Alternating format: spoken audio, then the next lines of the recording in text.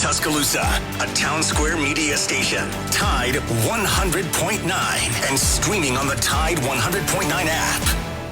Citizens of West Alabama, have you heard the news? The Bank of Moundville, which was established way back in 1907, offers personal loans of all sizes, unsecured and secured, with competitive interest rates. You can contact them today at 205-371-2227. Once again, that is the Bank of Moundville, 205-371-2227, or go by and see them in downtown Moundville. They are an equal housing lender and a member of the FDIC. You are locked in on the Stingray Show, and coming up in just a second, we are going to take you down to the bayou and talk with a quarterback who threw for over 4,000 yards and 29 touchdowns during his time at LSU. He was also the Sugar Bowl MVP in 2002 and a two-time Super Bowl champion with the New England Patriots. I'm talking about the quarterback Rohan Davey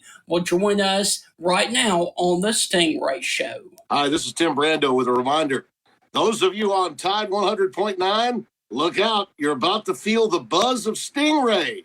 This is Stephen Ray, a.k.a. Stingray, coming to you live from Tuscaloosa, Alabama. I'm Heath Hopkins. I'm here in DeSoto County, Mississippi, right outside of Memphis, Tennessee. You know, Mark, I'm going to put you on the spot. Do you feel that responsibility to pay it forward and give some kid a chance coming up in the ranks, kind of like Tony did for you? Why do you think I'm talking to Stingray tonight? Thank you, man. I appreciate that. No, I mean, look, no. Hey, Stingray, here's the deal. When you get involved with Texas, it's like getting married to a stripper. and let me explain this. It looks good. It's kind of sexy on the surface. Yeah. But then you get the baggage, you get the drama, you get all that eventually comes with it. And that's what you get with Texas, and that's what the Big 12 learned. And Heath, any thoughts on our show moving forward?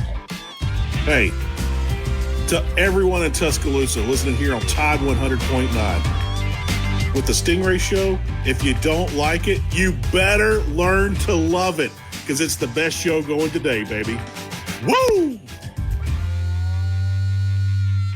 And ladies and gentlemen, with all of that, we want to welcome you inside another edition of the Stingray Show. And Heath, this show is going to be a blast, because I will start it off by saying this. Before Jaden Daniels and before Joe Burrow at LSU, there was another guy who could sling the football around the park and around the field, and our guest is that guy, Mr. Rohan Davey.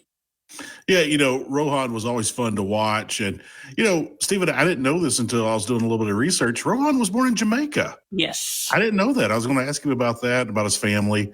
But it was great to see that he's coaching high school football. And just think of all the great coaches he's played for. Oh, yeah. And now he's a coach. I would love for my child to play for him, just with all that knowledge that he has.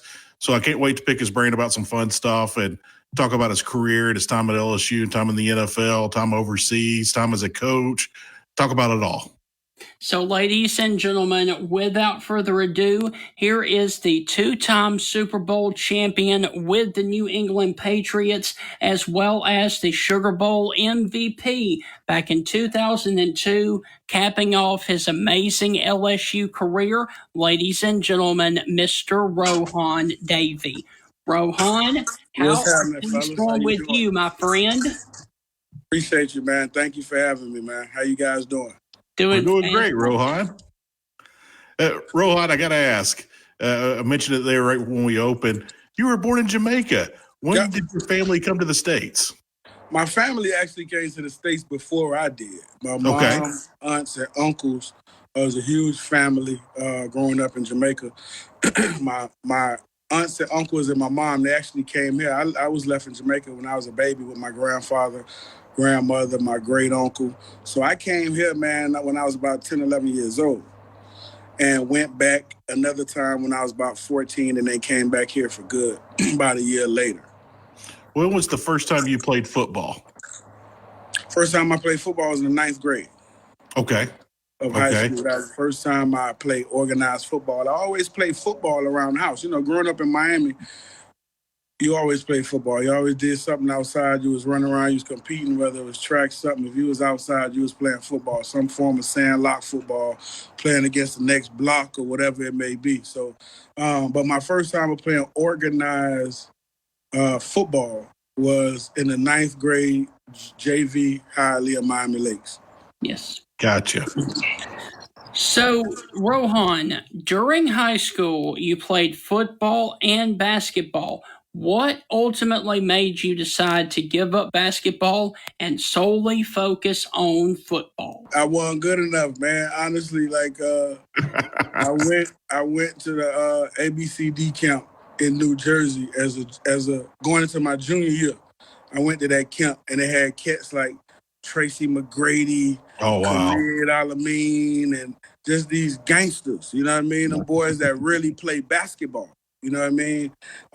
Tony Harris, they had, and so that's when I found out that I was a football player that was able to play basketball. You know what I mean? I wasn't a basketball player. And then also too, you know, hats off to those guys, man, the skill level that those guys had as far as like a handle the basketball, just the ability they had with both hands to do what they did at such a young age. I wasn't skilled like those guys. I was just tough, and I love to play basketball, and I had some skill, but not, the same skill I had. In basketball, I was an average guy.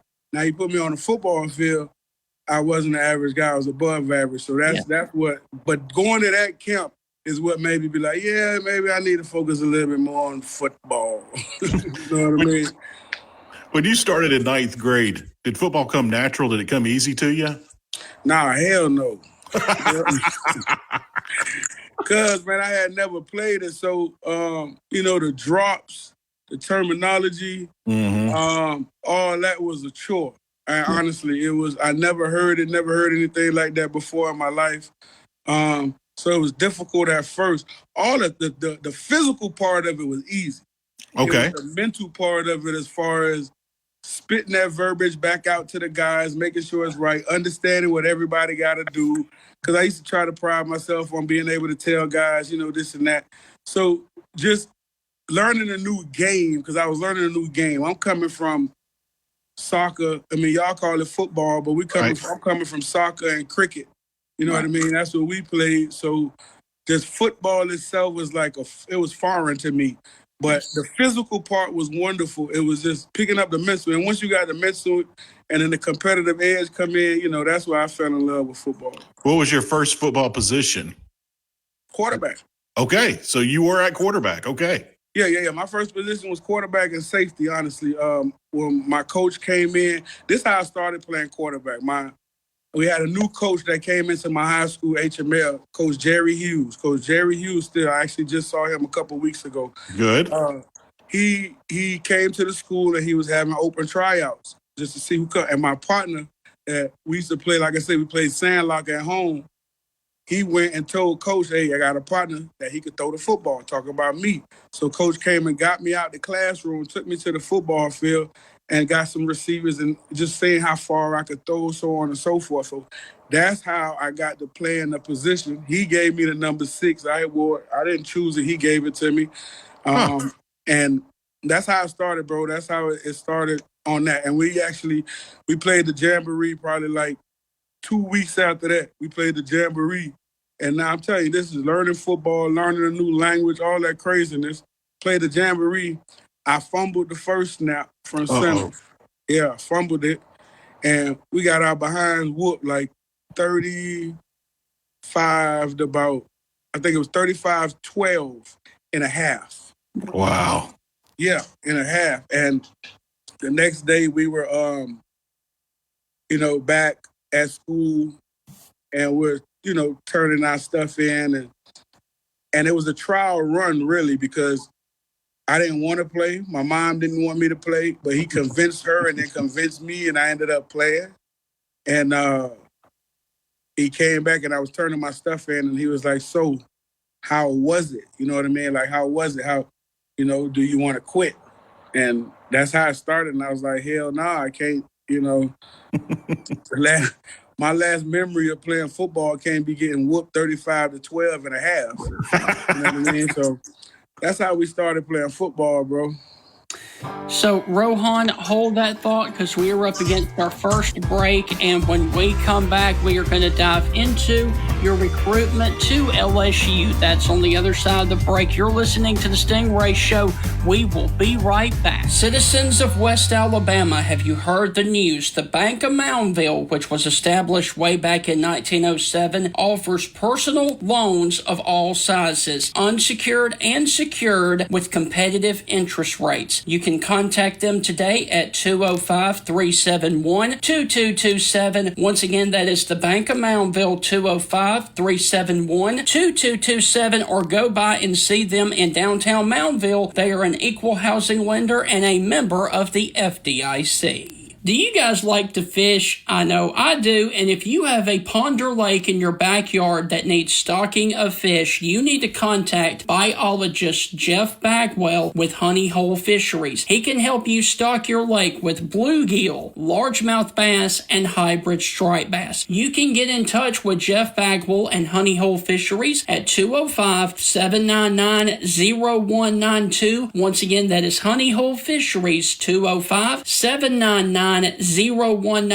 Contact Mr. Jeff Bagwell today and let him help you build the lake of your dreams. Do you guys dream about owning a home or a condominium down on the beautiful beaches of Alabama, say Orange Beach, Gulf Shores, or maybe even Fairhope? Then let me tell you about First Class Real Estate South Home Group's owner, Celeste Hagler. She has brokers down there in the beautiful beaches of Alabama to help you purchase the home of your dreams and to live where you love in the state of Alabama. You can contact Celeste. Your best bet for big wins is just minutes away at Birmingham Racecourse Casino, where you can be a winner too. Off I-459, exit 31 Derby Parkway. Tide 100.9 traffic. Tuscaloosa traffic now from the Townsend Nissan Traffic Center. Watch for an accident on Veterans Memorial Parkway northbound at University Boulevard. Also, an accident was cleared westbound on I-20 before Foster's. And if you're traveling northbound on Highway 69, heading from 15th Street to Mitlary Road, it's 10. Nissan Super Sale is underway right now with instant savings from $2,000 to $10,000 on most in-stock units. No reasonable offer refused. Shop Townsend Nissan today. The new sports radio revolution for West Alabama is here. Tide 100.9 and 1230 AM WTBC. On the air, the app, the Echo, and that.com.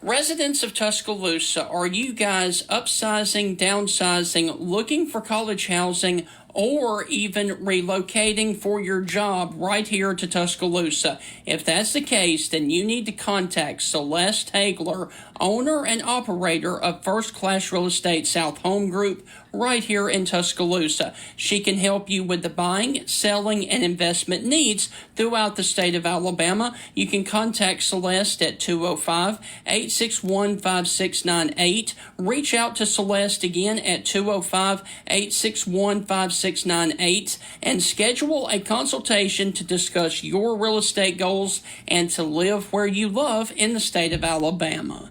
Welcome back, SEC and college football fans. You're listening to the Stingray Show here on Tide 100.9. Stephen Ray, Heath Hopkins with you. Our very special guest is Rohan Davey, joining us this evening, the former LSU quarterback, and spent some time in the NFL. Rohan, before we get to your college recruiting, I got to ask you, if you had to make a list of the top three coaches that influenced you, or the top three smartest coaches, let's go there, the top three smartest coaches you've ever worked with or played under, who would you say? The top three? Top three. I would say definitely Bill and Coach Saban. Okay, Bill Belichick, Nick Saban. Yeah, and then the next one would be Jerry Hughes. Jerry Hughes. Okay. Yeah, that's my high school football coach. Okay. Excellent. So, Rohan, getting back to your high school days, coming out of high school, who was all recruiting you and what ultimately made you decide to give LSU a look? Coming out, I was recruited by everybody. Right. Everybody recruited me. I mean, all the schools offered me coming out of Florida.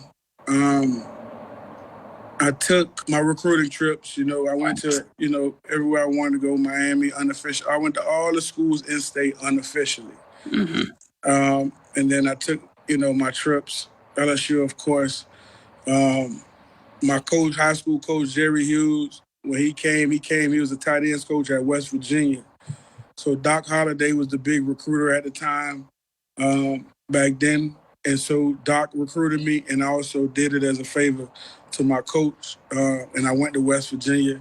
I went to Ohio, all the big schools, Texas. But ultimately, when I visited LSU, it was the fans.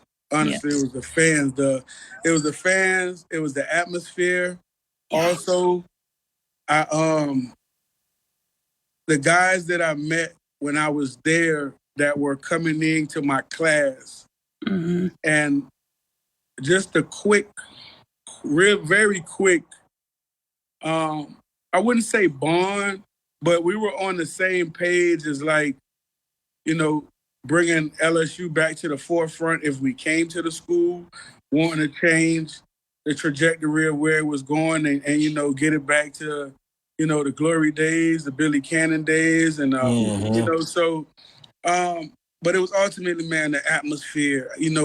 I had never seen, man, you go to LSU tailgate, it's like ceiling fans in the trees, pots, 6 foot tall pots.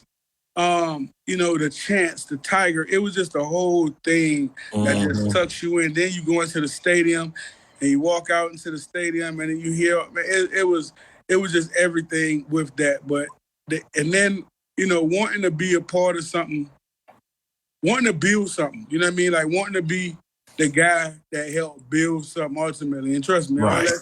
all that shit ain't go how I planned, but ultimately the end result was what we wanted. Yes. Looking back and picking LSU, what was the main factor? I mean, was it just the fans, or did you see it like, man, this Saban guy actually knows what he's doing over here? I mean, what was it? Saban ain't recruit me. Jerry DiNardo recruited me.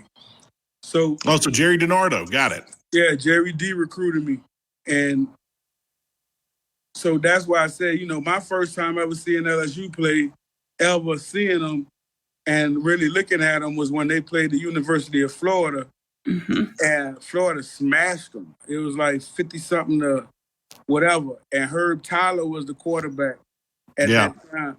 And he was the first, and I love the SEC. Just growing up, we always watched the SEC football, right? But a lot of SEC schools didn't have black quarterbacks. So LSU at the time was one of the first schools that I saw that had a black quarterback. So then I'm like, okay, well, hell. And a lot of schools, so crazy, a lot of schools recruited me both ways, but a lot of schools recruited me as a safety. Gotcha. Because I played safety my 9th grade year. But I didn't play safety no more the rest of my life. Right. But a lot of schools recruited me as safety. And so they were one of the only schools that I saw play a black quarterback, so that opened my eyes up to them because I wanted to stay at my position even though people wanted me to switch. Yes. Okay. So, going into LSU in 1998, Rohan, your redshirt freshman year, you were the third-string quarterback behind LSU great Herb Tyler. What are some things from watching Herb Tyler play that you picked up on that helped you as a quarterback when you got your opportunity? I think the biggest thing from Herb was just he was very poised and he was always prepared. He was a guy that always prepared really, really well. Because especially when it was a lot going in as far as like the passing game, he really, really, really, really was one of them guys that did his due diligence when it came to preparing for an opponent, preparing for like every situation. Situational football was really, really big for him. Mm-hmm. And so that was one of the things that I really, really took from him, is just knowing that in certain situations that come about in the game. And also he was smart in knowing that, you know, really Xing out and taking away what could and could not happen during the course of a game, and will really pay more attention and use really analytics back then, before it was even a thing, of what could happen during this drive. And, you know, it was something that we used to talk about all the time on Friday nights after our quarterback meetings. And it was just, you know, quarterbacks in general going through our notes. And that was one of the biggest things that he always pointed out, was the things that could most likely happen. Let's pay a lot of attention to that, based on the film study that we've seen from whoever we've played over the last 3 or 4 games. And man, you'd be surprised at how many times that stuff worked. Wow. And that was one of the things that I took from him, even going into the NFL with film study. You know, what was your welcome to the SEC moment for you, Rohan? When you got your opportunity, was it when you were still a backup? Was it when you were a starter? When was that moment you're like, wow, this is big time here? When I was the backup and had to walk out, who was playing Georgia in Athens. Okay. And I was the backup, and the starter got injured for a play, and I had to walk out on the field for that one play. And George, that was at the time where Georgia's defense was Richard Seymour, Kentrell Bell, Henderson. They were just full of first-round draft picks. The Boss Bailey and Champ Bailey. Yeah. All of them was on that defense, and I came in and got under center. And when I came in, they were already down in a 3 or 4 point stance. And I got under center. And before I snapped the ball, the ref blew the whistle. And it gave me a chance to see them all stand up. And they all stood up out of their spot. And I looked up, and it looked like I was in a tree, like I was in a forest of trees. Right. And that's when I knew it was different. You know what I mean? Mm-hmm. Wow. You know, if I'm not mistaken, Kirby Smart was probably on one of those, probably in the secondary on that team against when you played Georgia. I don't remember Kirby. I remember Champ, though. Yeah, everybody remembers Champ Bailey. Champ Bailey did everything. He was absolutely amazing. Special teams, defense, you name it. He was amazing at everything he did. Yeah, he was a monster. Champ was a monster. Since 1999, residents of Tuscaloosa has depended on this butcher shop and grocery store. I'm talking about South's Finest Meats. With their specialty meats and fresh to frozen bulk vegetables, you can prepare delicious home-cooked meals all week long. At South's Finest Meats, customer service is their #1 priority, and when you shop with them, you can expect to be treated like an MVP. Go by and check out South's Finest Meats at 3201 10th Avenue right there in Tuscaloosa. South's Finest Meats, the official sponsor of the Stingray Show. So, Rohan, hold that thought, because we were up against another break, and when we come back, we are going to dive into the 99 season and the transition from DiNardo to Nick Saban down at LSU. That's ahead on this edition of the Stingray Show. We will be back right after the break. What if you could win $1,000? Yeah! It's always about the money. And it only took you a minute to do it. It's happening on Fridays with the only legal betting app in Alabama. Yeah!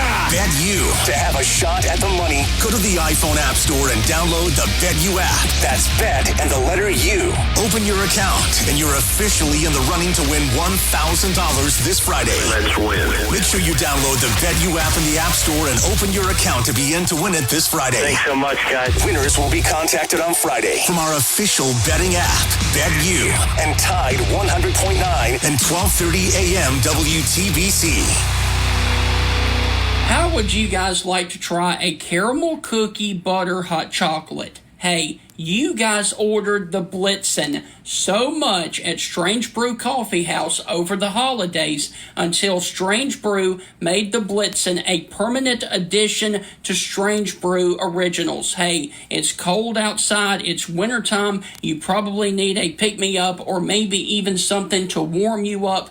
Go by Strange Brew Coffee House on the Strip at the University of Alabama, 1101 University Boulevard, and get you something that will warm your heart and your soul right here on the Strip at the University of Alabama. Are you guys in the mood for community goods and great barbecue? That's what you'll find at the Coker Market, located in Coker, Alabama at the four-way intersection off of County Road 140. Their hours of operation are Wednesday through Saturday, 11 a.m. until 7 p.m., and their menu items include the Midnight, which is smoked ham, smoked pork, Swiss cheese, Creole mustard, mayonnaise, and a pickle, grilled on French bread. That sandwich is absolutely amazing. Make sure you go and check out the Coker Market right there at the four-way intersection in Coker for amazing food and community goods. Your life can change on a dime, and if you are relocating for your job up to the Rocket City of Huntsville, the fastest growing city in the state of Alabama, you need to contact Celeste Hagler of First Class Real Estate South Home Group. She has brokers all over North Alabama to help you get settled with buying a new home in North Alabama. You can contact her at 205-861-5698. Once again, that is Celeste Hagler. Up in over 2,000 stores nationwide. Use the store locator to find the store closest to you.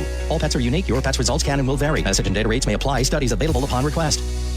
Did you miss any episode on Tide 100.9? Don't worry. All of our shows can be found on Spotify and Apple Music and on demand on the Tide 100.9 app.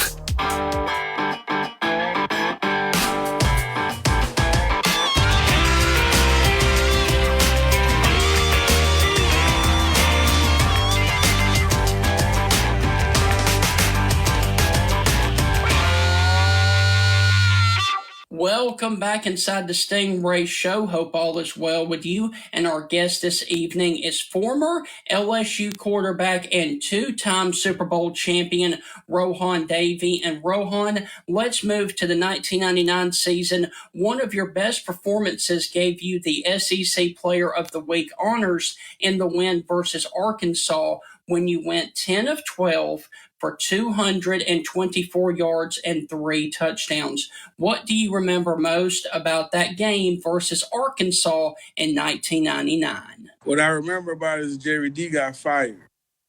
Yeah, Jerry DiNardo. Yep, and that was a rejoiceful day. That was a rejoiceful time, not just for me, but for a lot of cats. You know what I mean? So that I think what you saw in that football game was a lot of guys that had a lot of frustration based on how the season went, but also based on how they were treated by going through that time with Jerry D. It was a very Fidel Castro-like situation that we were in dealing with him. Right. So when we got out of that, and then thank God, the good Lord put Coach Hal Hunter as his replacement after they relieved him of his duties. And Coach Hal Hunter basically came in, man, and it's like he breathed life into the not just the program, but just into the players that was disgruntled, into the players that, you know what I mean, that was getting treated how they was getting treated for no reason at all, just because somebody decided that they had power and that's how they wanted to handle their business. Yes. So what you saw was guys really like coming together in that moment and just saying, we're going to beat their ass. And that's what happened. That's exactly what you saw. It was frustration, but also guys happy to be out there, happy to be together, happy to be slinging it around. That's all. That's what you saw. Ron, I got to ask, when you talk about Jerry DiNardo power tripping and this and that, and what in the world was going on? How were you guys being treated? Well, you was being treated in a way that when he was in front of your mother or your father or whoever he had to go through to get you to where you were, whoever recruited you, however he recruited you, it just was like night and day from when you got recruited, from when you stepped into the building. You know what I mean? And that was the biggest part about it. It wasn't an open door policy like you were told before. It wasn't you could come in and talk to me anytime you have issues or have a problem. All that went out the window once you signed on the dotted line. Wow. So, Rohan, I do want to ask you, you just talked about Coach DiNardo getting let go, and with that, in comes the GOAT, Nick Saban, to LSU. For you, what was that transition like of going from DiNardo to Coach Nick Saban? It was a blessing. I bet. And the simple fact that we were able to have a hand in it, we were able to sit down with Chancellor Emmerich, who later became NCAA president. We were able to, because of what we went through with Coach DiNardo, we were able to form a committee led by myself, Brady James, Trell Falk, and we're able to voice our opinions, and we're able to put pen to pad, and was able to present to Chancellor Emmerich, so we had a say in who the next head coach would be coming in to coach us. And we were able to sit down at the table and was able to hear the interviews and things of that nature, and was able to ask our own questions. So it was a very different process that I think a lot of people are used to when it comes to hiring a head coach of a prominent university. We actually had a say-so in the process, and that was very unique for us at the time. You know what I mean? So when Coach Saban came in and we were able to hear from the Plaxicos and hear from the guys that he had previously coached, that played a big role, you know what I mean, in us and how we were gonna accept or not accept, or even if we had a choice to when he came in. So when Coach Saban first came in and he walked in the team meeting room, which is the Lawton room at LSU, the big team meeting room. Okay. First thing he said was, "Is this a basketball team?" You know what I mean? So when he said that, it was, at the time, we looked at it like a slap in the face, but at the same time, what he was telling us was, "It's a new sheriff in town. The way you guys are built to look right now, I'm going to change that. Because I know what football players and athletes are supposed to look like, and this ain't it. Everybody in here hasn't bought in to what it takes. Some have, but most of you haven't."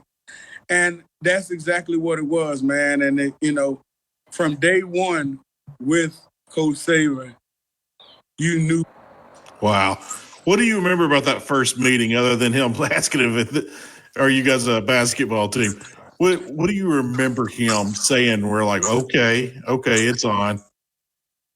Well, I remember him really asking us questions and trying to get to know us and trying to find out who the leaders are, trying to find out how he was going to build his pyramid. That's the one thing I know. And the reason I can say that now is because I'm a little bit older, and you get a lot of chance to reflect back and look at just how situations go, and especially once you have seen that person over the years after they've left you, or you've left them, we are, however you part ways. But that's just how he builds his program. And that's how it's always been for him. So that was just him trying to get to know us, trying to get to know how to push our buttons, how not to, and all that. So, just a mastermind, bro. Mm-hmm. So, Rohan, let's move later on in that season of 2000. You got the start against 11th ranked Tennessee there in Baton Rouge and led the Tigers to an overtime win versus the Vols. What do you remember most about that upset win versus Tennessee in the year 2000? Man, honestly, bro, that game, it's a lot. It's not just like one or two things, because that game, honestly, for me, it was my introduction, my coming out party, our coming out party as a team. It was so much built up to that game. Game day or whoever followed us that week. It was a lot, going on for that. And for me personally, like just coming off an injury and then winning the job, and that's the game that, I'm coming in. I'm not feeling real secure with my knee.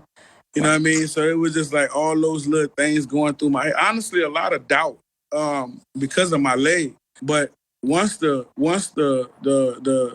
game kicked off and we got going, the first thing I remember about that game is the first possession, the first completion, then also the first hit.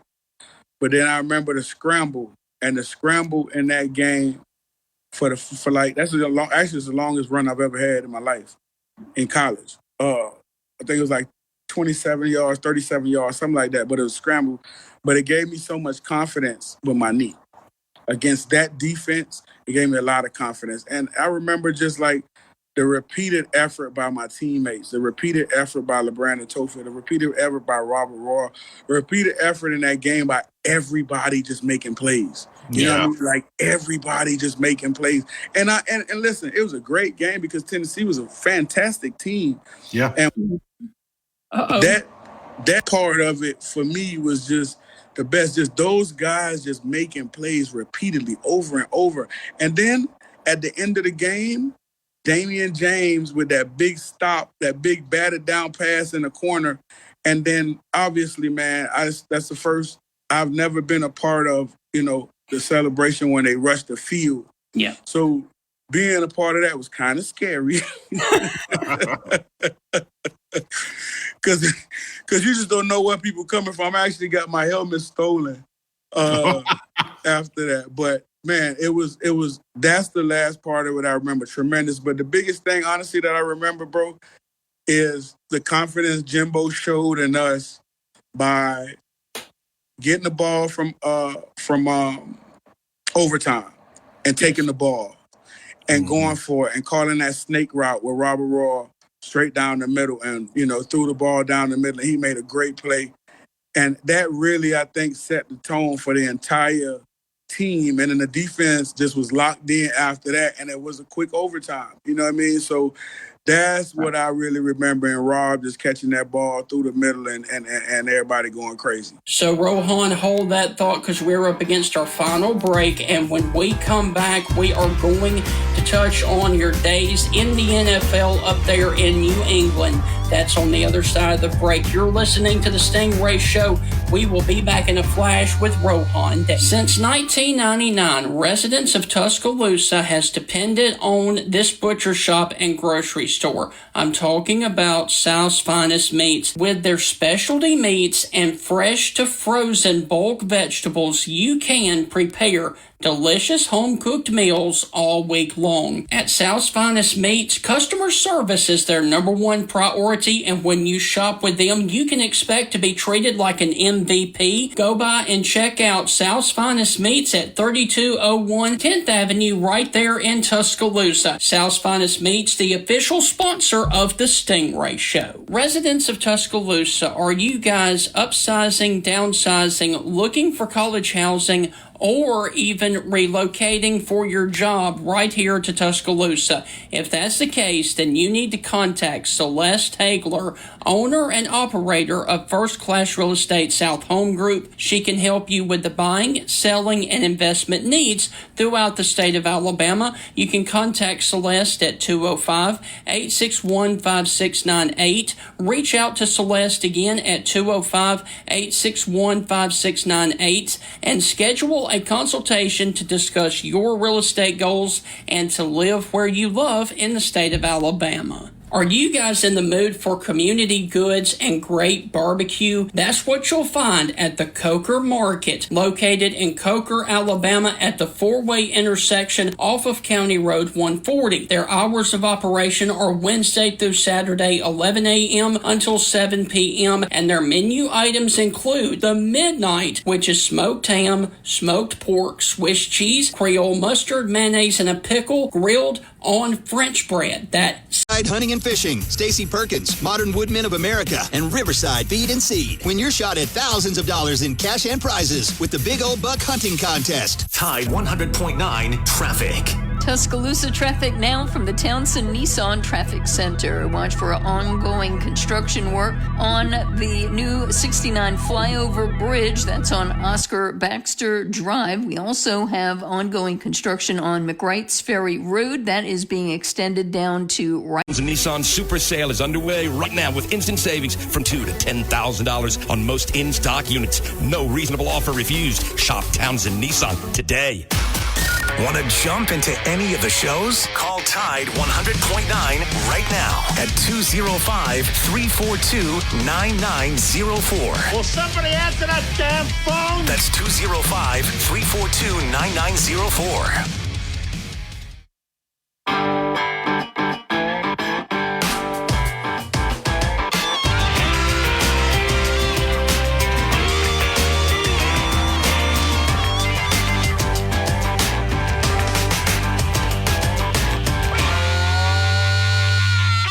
Are you guys in the mood for community goods and great barbecue? That's what you'll find at the Coker Market, located in Coker, Alabama at the four-way intersection off of County Road 140. Their hours of operation are Wednesday through Saturday, 11 a.m. until 7 p.m., and their menu items include the Midnight, which is smoked ham, smoked pork, Swiss cheese, Creole mustard, mayonnaise, and a pickle, grilled on French bread. That sandwich is absolutely amazing. Make sure you go and check out the Coker Market right there at the four-way intersection in Coker for amazing food and community goods. You know, you mentioned Jimbo. When's the last time you talked to Coach? Man, I talked to Jimbo about I talked to him about a week after he got fired. Yeah? How's he doing? He doing good, man. He doing good. I bet he is. That's my guy. Yeah, listen, sometimes, man, things don't work out. You know what I mean? Right. And especially in the business that these guys are in and that I'm in now, sometimes that's just the way it is. And I can't imagine that, at that, where the landscape that he was on at Texas A&M, that's even a bigger, more pressure situation to get things done. But Jimbo's all right. He's all right. Trust me. I'm not making light. I'm not making jokes whatsoever. But I've had people come up to me. He's like, hey, where do you think Jimbo will end up? And I made the statement. I was like, Jimbo's got 75 million reasons not to coach anymore. Yeah, he's fine. He's fine. I'm sure, he's one of them guys and he's still young enough. So he still has that burning inside him. And he's the ultimate competitor, just from playing for him and being, just a good friend of mine since I've left school and just gotten to know him and his family. Jimbo's a hell of a competitor, man. And I'm sure he's going to want to get back in the saddle. I don't know if it's sooner than later, but he's definitely going to want to get back in the saddle.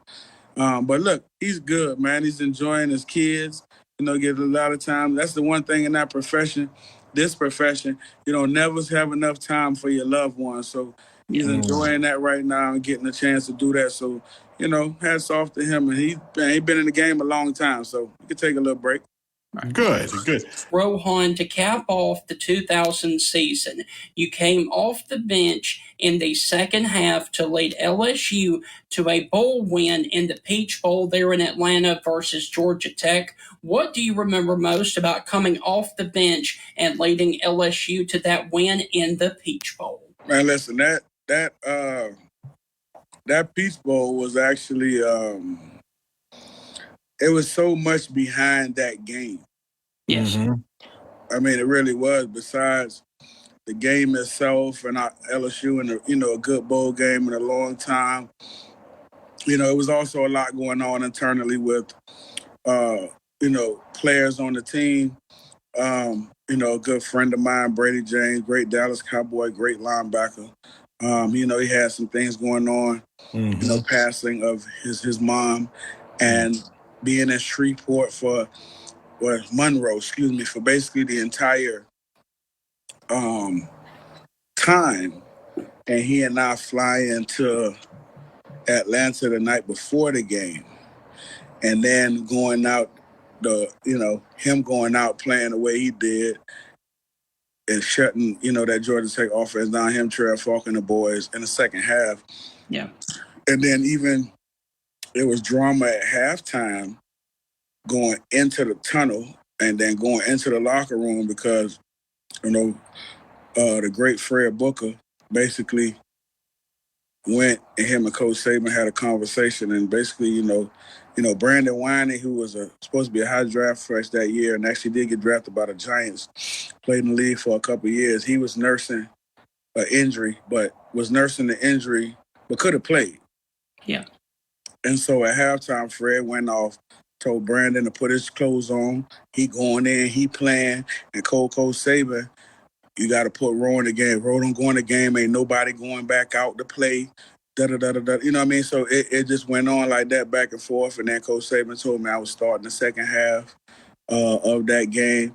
And then, from there to rest, basically, man, it was like some old Steven Spielberg shit. You know what I mean? Like you couldn't really make up what was going on, bro, because it was like a movie script, honestly, and after that, the defense played lights out.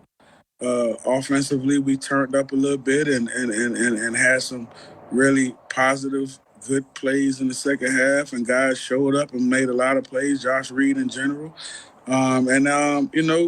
Brady ended up winning MVP. Defense, I got offense. And it was a great ending to what was really, man, a very tiring and a very tumultuous week and a half leading up to the game, and just seeing your friend go through some things that, at that age, you shouldn't have to go through that early in your life, and dealing with wills and all that type of stuff that real grown-ups deal with. You know what I mean? At that time, and you 17 years old or whatever we were at that time, was crazy. So, but the Peach Bowl, I looked at it, man, after that. I looked at it as okay, the door was open and we kicked it in a little bit. You know what I mean? Like, we kicked the door in a little bit. People going to take some notice of LSU now. Mm-hmm. So that's what that Peach Bowl was for us. Ron, what was your favorite game in college? Man, we probably the Peach Bowl, honestly. Okay. There's a lot of games where I put up a lot of yards. Alabama, I put up the most I ever put up. Illinois, same thing. But I think just everything that I just told you guys about the Peach Bowl and the week of it leading up to it, and then having the opportunity, to play in it in the second half. But also, man, it was the acceptance that was shown by the LSU fans in that north end zone when I came out at halftime, and how they just stood up and cheered and roared. And it made me, as a kid that was wondering whether or not they could play in the SEC, whether or not they could still play the quarterback position at a high level, because you watch a guy play that you may have thought you was better than, but the coaches and everybody else thought was better than you. So, that doubt creeps into your mind. Lack of confidence creeps into your mind as an athlete in those situations. And it's just like, can I do it? But then when you get thrown in a situation where, okay, your teammate just went off for you, so they believe in you, and now you come out and you feel the roar of the fans. So, of course, they was wanting you to come out too. So that's all the things going to my mind. So the confidence in me just grew from there. And, that's all it was. You guys know, man, sports ain't nothing but about confidence, man. And, preparation and confidence. The better prepared you are, the more confidence you are. And I was always prepared, but the confident part about it, at that point, it really went through the roof when I walked out and the fans went crazy. So the Peach Bowl. Yes. Yeah. So let's go to your senior season at LSU in 2001. You just mentioned it right there. The best game of the season and for your career was against Alabama right here in Tuscaloosa, where you torched Alabama for 528 passing yards and 2 touchdowns. What stands out to you the most about that incredible performance against Alabama? That I had no idea. That's the biggest thing. At the end of the game, our media guy grabbed me and told me, he's like, man, you know how much yards you just threw for, and he told me. I was like, what? Really? I didn't know And that just goes to show, like, with Coach Saban, man, how hard he have you locked in. Right. Preachers don't look at the scoreboard, play one play at a time, play one play at a time. And then, honestly, I think the other reason about it is like, it ain't like, usually when you see a guy or, if you see a running back run for over 300 or a quarterback throw for over 500 or something like that, you would think, like, the game was a blowout. You know what I mean? Like, and they just was running through a bad team. But we needed every bit of every yards we got against them that Saturday in that game, because it never was in hand. That game was never like, you never felt comfortable in that game. Like, okay, we got this game. We never felt like that. It was like every time you went out there, you felt like you had to score a touchdown. So the biggest thing I remember in that game is just the pressure of every time going out, having to make the right play, because they were also making plays on the other side. It was like a nice little back and forth for a while, and our defense stood up, and then we got a little cushion, and they stood up again, and we were able to get another little cushion. And that's how it kind of unfolded late third, going into, not even late third, but going into the fourth quarter. That's kind of like how it unfolded, you know what I mean? And so that's the biggest thing, just knowing that we needed all of those points, and as many yards as I threw for, as many yards as Josh Reed caught for, we still needed every bit of it. So guys, hold that thought, because we're up against our final break, and when we come back, we are going to finish up the interview talking about the Super Bowl championships with Rohan Davey. That's on the other side of the break. You're listening to the Stingray Show. Be back in a flash with the final segment of Rohan Davey. Are you guys in the mood for community goods and great barbecue? That's what you'll find at the Coker Market, located in Coker, Alabama, at the four-way intersection off of County Road 140. Their hours of operation are Wednesday through Saturday, 11 a.m. until 7 p.m., and their menu items include the Midnight, which is smoked ham, smoked pork, Swiss cheese, Creole mustard, mayonnaise, and a pickle, grilled on French bread. That sandwich is absolutely amazing. Make sure you go and check out the Coker Market right there at the four-way intersection in Coker for amazing food and community goods. Residents of Tuscaloosa, are you guys upsizing, downsizing, looking for college housing, or even relocating for your job right here to Tuscaloosa? If that's the case, then you need to contact Celeste Hagler, owner and operator of First Class Real Estate South Home Group. She can help you with the buying, selling, and investment needs throughout the state of Alabama. You can contact Celeste at 205-861-5698. Reach out to Celeste again at 205-861-5698 and schedule a consultation to discuss your real estate goals and to live where you love in the state of Alabama. Since 1999, residents of Tuscaloosa has depended on this butcher shop and grocery store. I'm talking about South's Finest Meats. With their specialty meats and fresh to frozen bulk vegetables, you can prepare delicious home-cooked meals all week long. At South's Finest Meats, customer service is their number one priority. Go by and check out South's Finest Meats at 3201 10th Avenue right there in Tuscaloosa. South's Finest Meats, the official sponsor of the Stingray Show. WTBC Tuscaloosa and W265. Right from your employer dashboard. Visit Indeed.com/credit and get $75 towards your first sponsored job. Terms and conditions apply. The best place for your high school football coverage is right here on Tide 100.9 and online on Tide100.9.com.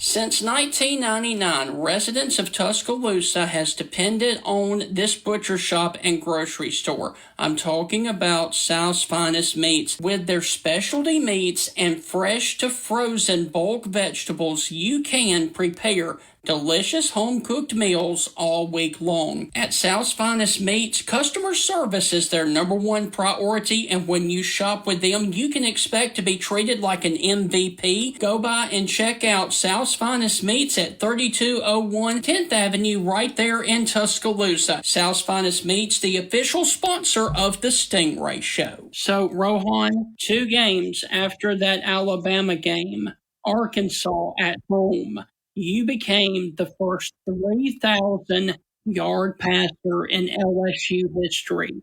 What does that stat mean to you? It means you had great teammates, man. That's what it means to me. You had great teammates. You had great coaches. You know what I mean? That put you in great positions to make these plays.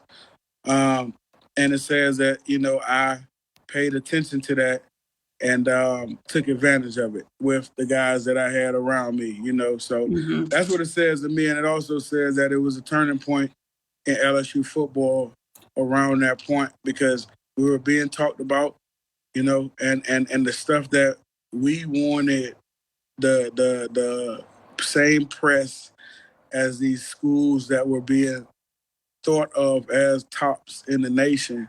Right. We were finally getting closer to that. So that's what that means to me. So, Rohan, after being drafted by the New England Patriots in 2002, you went overseas and played for the Berlin Thunder in the NFL Europe.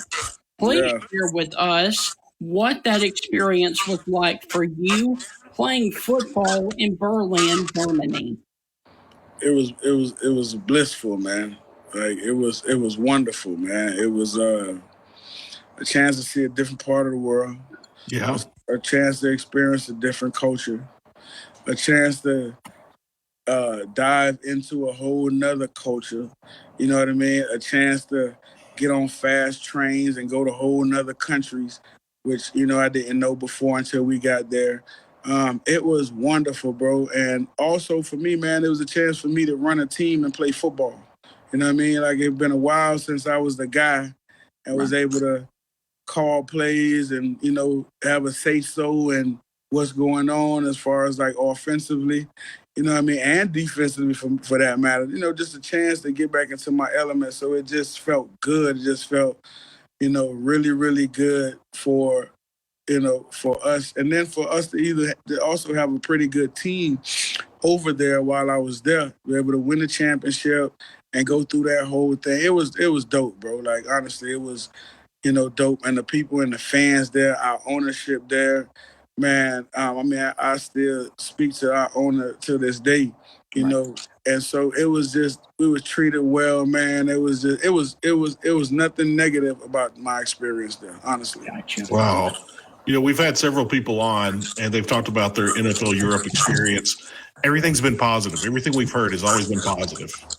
Yeah, man. It's because it's like, over here, now I know they have like the XFL and all those teams, those have merged, but at the time there wasn't those leagues. It was, arena football and that. But so the NFL Europe, it gave you such an opportunity to go and continue to play.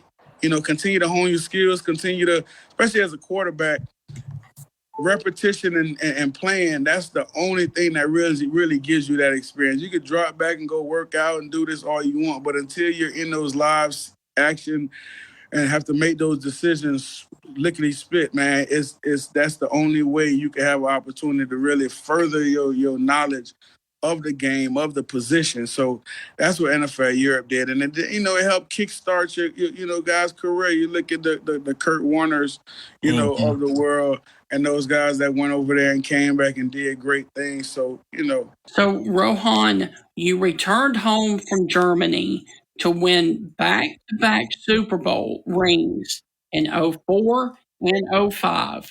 What is it like to be a back-to-back champion? Man, first, just to be a champion in general was just a lot of hard work, but very rewarding. You know what I mean?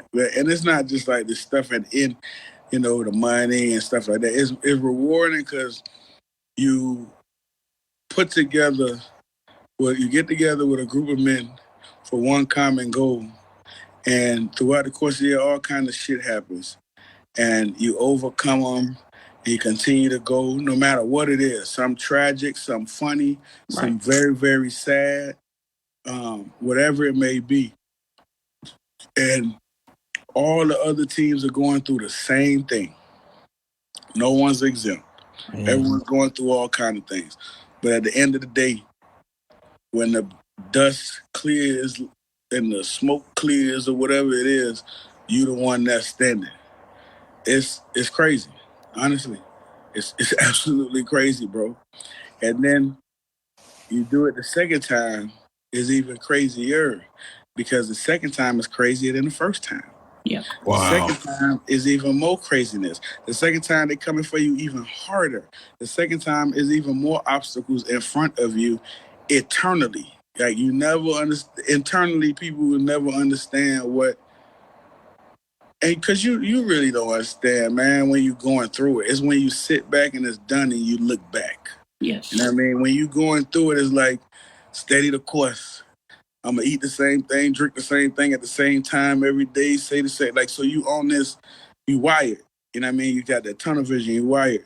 So it's not until it's all said and done and you get like 3 weeks to woosah. And now it's like, okay, we did do that. So it's blissful, honestly. It's a huge thing, especially when you get, it's one thing when you do it and it's great and all that. But when you got to do it and then you do it and you accomplish it, and now you got to get yourself up to do it again and do the same thing again the following year to try to do it again, that's when it's crazy as hell. And then when you do it, that's even crazier. Yeah. It's a reason why it ain't too many repeats. Rohan, talking about winning those championships, what is it like, since you talked about crazy, the 2 weeks leading up to the Super Bowl? Is it just madness? What is that like?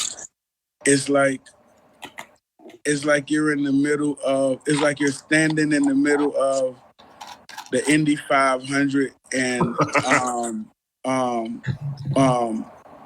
the horse races. Yeah. Yeah. Kentucky Derby. Yeah. The Kentucky Derby, the Preakness, all at once. It's like, it's everything going in 1,000 different directions. You're getting pulled in 1,000,000 different directions. You're getting 1,000,000 different requests. And all you want to do is try to chill and enjoy it, but it's not going to happen. It is the most chaotic time in the world for a regular person like myself. I can't even imagine what it was like for like a Tom Brady or one of these guys like that. You know what I mean? So it's wonderful, but it's also very stressful. When's the last time you talked to Tom? Oh, man, it's been a minute. Gotcha. Been a minute, yeah. So, Rohan, you were there with that franchise during the Tom Brady era. Do you happen to have any fun Tom Brady stories that you can share with us? Well, Tom was a very hard-working, cool guy. So one story I can share with you guys is I remember, so we're getting ready to play Buffalo.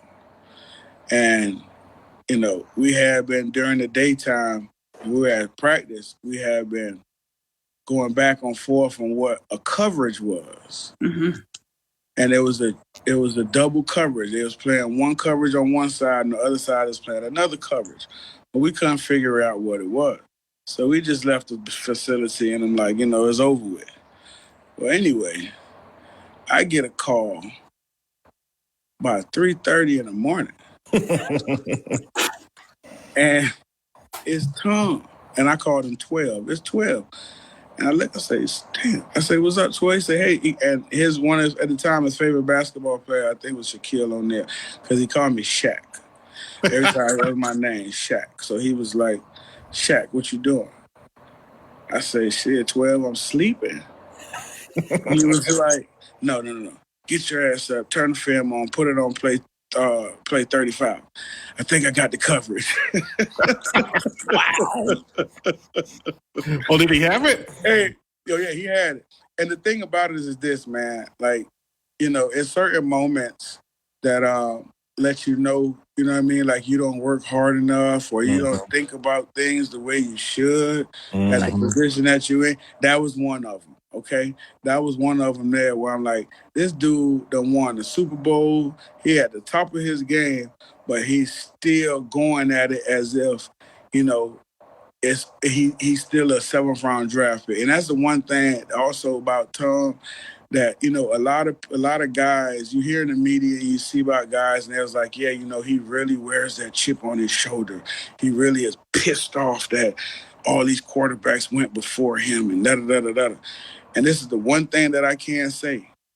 With Tom Brady, that is a true statement. He is truly pissed off that them guys went before him, and he is truly pissed off. I'm going to say another thing with Tom. When I got there, it was a day, I forget, like he didn't practice or something.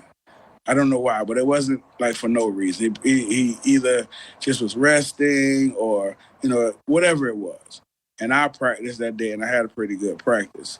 And I never forget, just out of respect. That's why, I always had a number of respect for Tom. By the time, my time there with Tom Brady was wonderful. He always helped me, always tried to push me. We always had friendly competition with things.